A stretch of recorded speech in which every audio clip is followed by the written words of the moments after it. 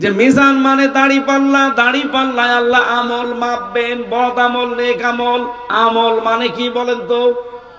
কাজ। আমল মানে এখানে কোন পাগলকে বিশ্বাস করাতে পারবেন যে দাড়ি পাল্লার একটা পাল্লায় 5 কেজি কাজ তুলে দিলাম, এদিকে 5 কেজি কাজ, এদিকে 5 কেজি কাজ, এটা কেউ বিশ্বাস করে?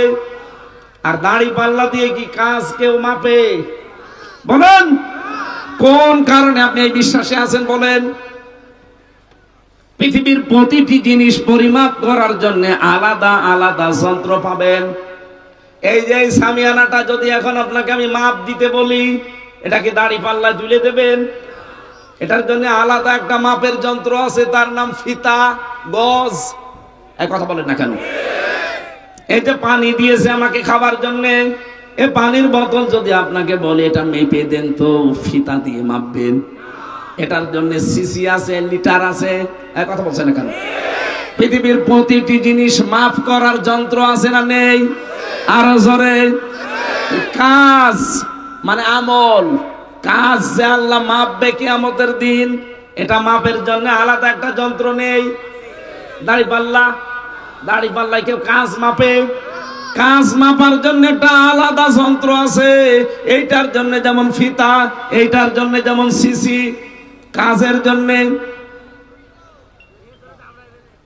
কাজ মাপতে হয় দাড়ি পাল্লা দিয়ে না, ফিতা দিয়ে না, গজ দিয়ে না, লিটার দিয়ে না, সিসি দিয়ে না, কেজি দিয়ে না। কাজ মাপতে হয় গুরুত্বের ভিত্তিতে। এই কথা বলছেন না কেন?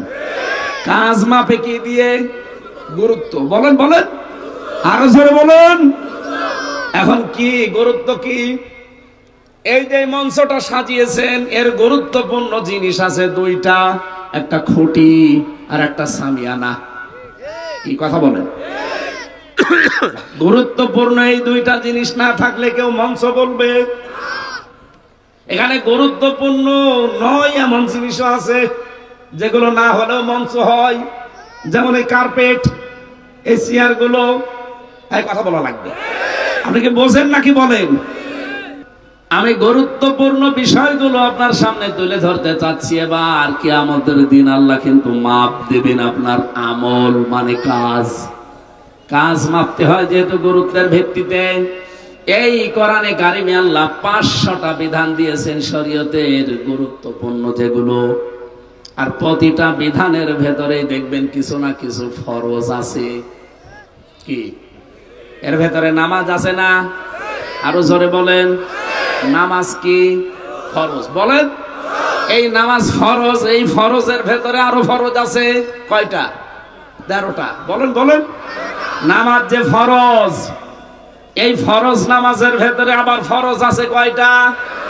এ 13টা ফরজের 12টা আদায় করলেন, একটা করেননি, সওয়াব হবে কয়টা? একটাও হবে না, 0, 0। এখন যদি বলেন না 13টার 12টা আদায় করলাম, একটা করি না, অন্তত 2-3টা সওয়াব দেন, হবে? এটা বুঝেছেন? বলেন। এর ভেতরে শরীয়তের বিধান কয়টা? 500। বলেন আরো জোরে, আরো জোরে বলেন। 500-র ভেতরে 499টা আপনি মানেন, আপনি আমল করেন, কিন্তু একটা করেন না, আরো বিরোধিতা করেন। কিয়ামতের দিন আল্লাহ যখন আপনার সওয়াব মাপ দেবে, গুরুত্বের ভিত্তিতে যেহেতু মাফ হবে, 13টা ফরজের 12টা আদায় করে একটা আদায় না করলে পুরাটা যেমন বাদ। 500 ফরজের 499টা আদায় করেছেন, একটা করেননি, কিয়ামতের দিন আপনাকে আল্লাহ 0, 0 দেবে। এত সহজ বলার পরও যদি কেউ না বোঝার ভান করে থাকেন, আমার আর কিছু করার নেই। তাহলে আপনাকে গুরুত্বের ভিত্তিতে এখন কাজ করা লাগবে। আরে আপনার মেসাক আগে না, আপনার দস্তরখানা বিছিয়ে খাবার খাওয়া আগে না। পৃথিবীর প্রথম কাজ প্রতিটি নবীকে আল্লাহ যেটা আদেশ দিয়েছেন সেটা হচ্ছে আনাকিমুদ্দিন, দিন কায়েম করা। দিন কায়েম হলে নামাজ কায়েম হবে, দিন কায়েম হলে যাকাত কায়েম হবে, দিন কায়েম হলে চাঁদাবাজি বন্ধ হবে। এইটাই আসল কাজ। এইটা আপনি বাদ দিয়ে 499টা করেন, আর এইটা করেন না, করতে গেলে ফতোয়াবাজি করেন, আরো বাধা দেন। কিয়ামতের দিন আপনাকে যখন আল্লাহ মাপ দেবে, আল্লাহর কসম আপনার ফল হবে 0 বা 0। এতটুকু বুঝেছেন কারা? আলহামদুলিল্লাহ।